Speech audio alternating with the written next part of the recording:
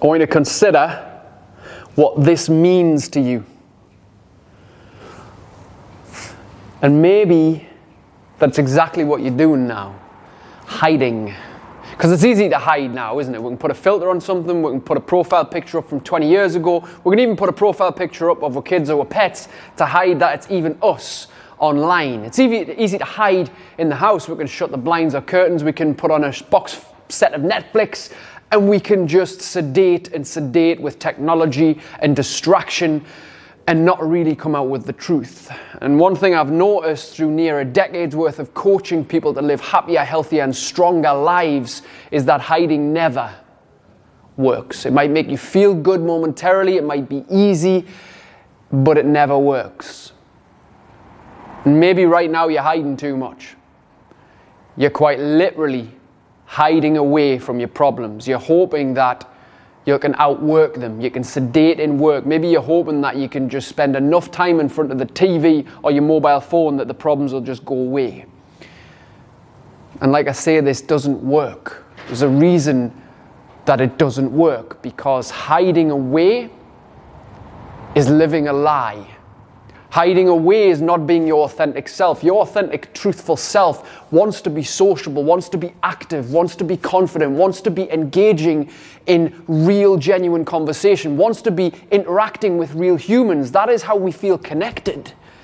Interaction with real humans, but we have more social interaction via social media and technology now than we do with real conversations. But we can hide behind a screen and say or do what we want without too much fear of the backlash. But that's not really who we are. We live this everything is awesome, often personality on Facebook, or maybe we're even complain, because, well, that's become a part of who we are. But at its core, are you living an authentic, true, honest, open, active lifestyle that doesn't involve hiding away from your problems and your fears? And I see it all too often. What I say is hiding doesn't work because it just doesn't work. We are so used to doing things now that simply don't serve us and do not work in our life. But the reason why we do them is because they're fucking easy. See, because coming out and being yourself, your genuine self, and wanting to engage in activities and do things with a family and maybe go to exercise and have your own opinions on things is hard.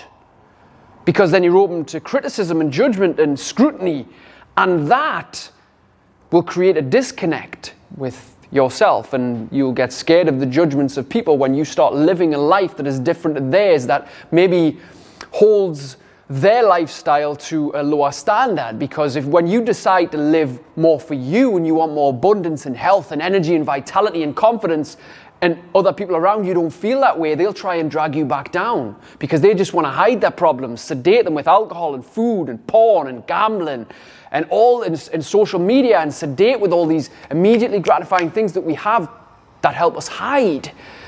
But ultimately, we want to feel more free, right? We don't want to feel like a slave to the TV, like a slave to a job, like a slave to bad habits. We want to open up and be a bit more loose and active and confident and sociable. So how do we do that? How do we get over this hiding fear? Well, I want to ask you a question. In fact, I'm going to leave you with a question. The question is this: what would love do now? And I don't mean to sound all hippie you have with you, I just mean to ask you quite simply, what would the highest version of love that you know do now? Love for your kids wouldn't teach them to drink on a night when they were stressed. Love for your kids and your family wouldn't teach you to order takeaways because you can't be asked to cook.